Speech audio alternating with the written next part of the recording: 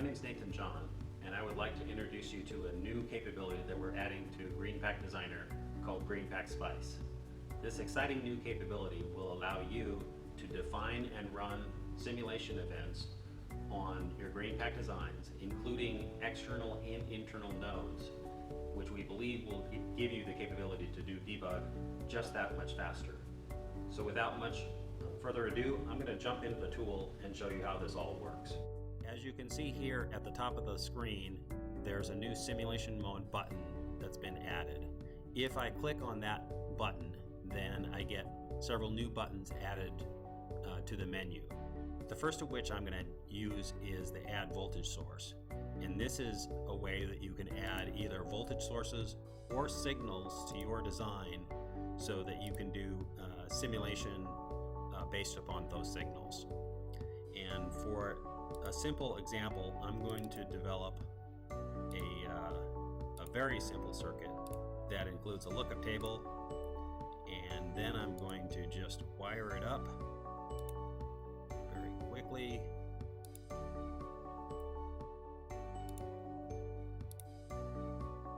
So I'm going to add a wire there, and add a wire there, and I'm also going to add a wire going out to a pin. And so the first thing that I'm going to do now is I'm going to actually configure each one of these voltage sources. And if I right click on that, I can go edit configuration, and you can see that I have a list of options here: DC voltage source, trapeze, sine, exponential. In this case, I'm going to choose a logic pattern with 500 microseconds high, 500 microseconds low, and I go apply and close that out. And then on the second voltage source, again, I right click and edit configuration, and I'm going to put a logic pattern on that one. And in this case, it has a 500 microsecond high time. I'm going to change the low time to 400 microseconds, so it's slightly different. And I go apply there and close that. And now what I'm going to do is I'm going to add some probes. And so these are points where you're going to look at the resulting signals. So I'm going to put a probe right there, and I'm also going to put a probe right there. So now I've designed this simple circuit. I'm going to do now what's called transient analysis, which is set up and run the actual simulation. So during with the window here, I can set the ending time. So this defines, the amount of time from the start of the simulation to the end.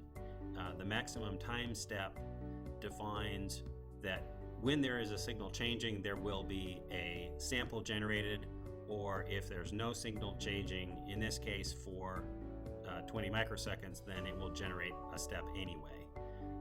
The VDD is set, and the temperature is set to be 25 degrees C. You'll also notice that there is an estimated completion time given at the bottom of this screen. And there are 3 different estimated ranges. So the green range is estimated to be less than 30 seconds, so that that's a very simple case to run. There is a longer, more complex simulation that you can define that is in the yellow region. That's defined to be anywhere from 30 seconds to 2 minutes. Or you can also define simulations that are in the red region, which we estimate will be more than 2 minutes. One word of caution, that if you do define simulations that are more than 2 minutes, they will chew up a tremendous amount of resources on your computer doing the computation and the memory resources, and could potentially crash your machine. So be a little careful anytime you define something that's complex enough that its estimated completion is shown in red. So this is a very simple one. I'm just going to go ahead and go OK, and it will complete, as you can see, in just a couple seconds. Now I get a simulation results window, and if I open this up, I can see starting at the top, this is VDD ramping up over about 1 millisecond. And then the next 2 signals that I see, the next one is pin 3 and pin 5 that I've defined to have a externally supplied signal.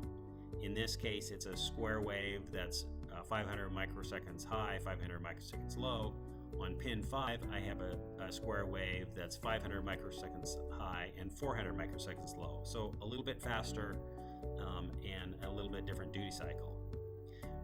And then the next screen that I can see, or the next line that I can see, is the output of the lookup table that I've set to be an AND gate. And so this should be high if and only if both of those signals on pin 3 and pin 5 are high at the same time. And you can see when I'm looking at this range, that is true. And then if I look in that range, that's also true, where both of them are high. I have specifically set this up so that these frequencies are slightly different, so that when you look at the output here on the output of the lookup table, you can actually see the beat frequency between the two of them, where the pulses get shorter and shorter until they're just almost glitches, and then they get longer again. A very interesting aspect of this simulation software is that I also have here the pin output, and the way I've set up this design, you would expect that the output of this lookup table is going directly into the pin, so those signals should be exactly the same.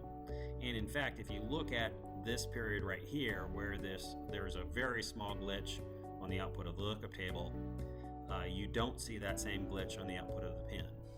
In this case, the pin is actually acting as a filter, and that is a very indeed accurate representation of the actual behavior of the device. So this is a very simple example. You can obviously make more complex circuits. You can make circuits with more test points and in finer resolution in terms of the simulations. But I hope you will be excited about this capability. If you want to find out more, please visit us at www.celego.com. Thank you very much.